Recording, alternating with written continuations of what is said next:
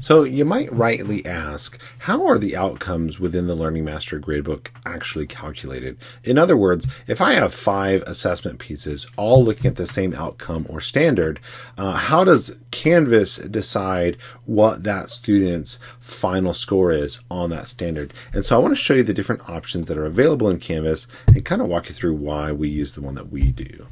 And so instead of just clicking on here, I'm actually going to go to outcome because I can then show you all the different options here. And let's see if I can zoom in well. Kind of.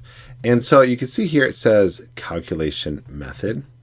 And decaying average is the standard one that Canvas uses, and it's the one that we use, but I'm going to explain that one last. And so if I click here to highest score, you can see it says that mastery score reflects the highest score of a graded assignment or quiz.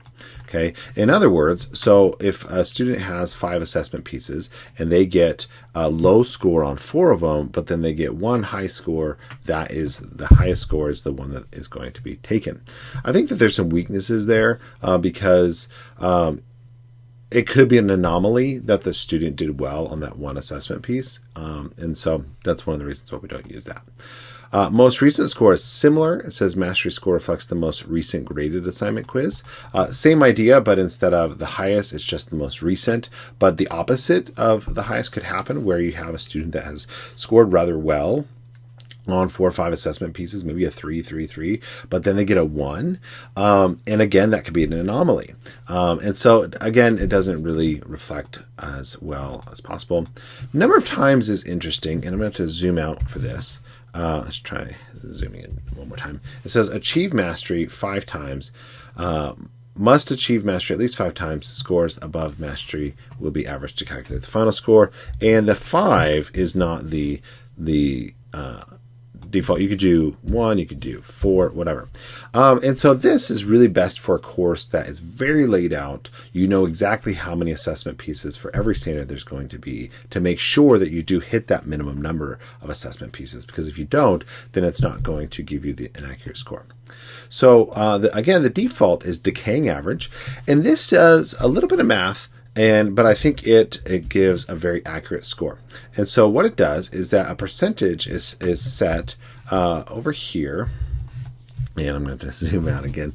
So it says last item 65, and this could be set to whatever, but the default is 65.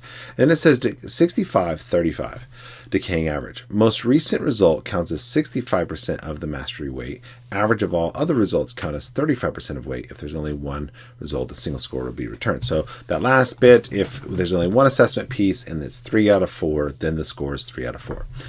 But what it does is it weights the most recent result at 65%, and then it averages the other ones. The theory, I suppose, there is that as a student progresses through the assessment pieces, they should be getting better overall, but you don't want to just focus on that last piece or the highest piece. And so it's kind of taking the best of both worlds and combining them so that the last piece is weighted highly, whereas all the other ones are then averaged. And so a student does get all their assessment pieces are counted, but they're just kind of weighted differently.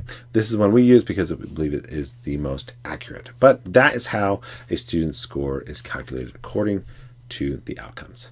Cheers.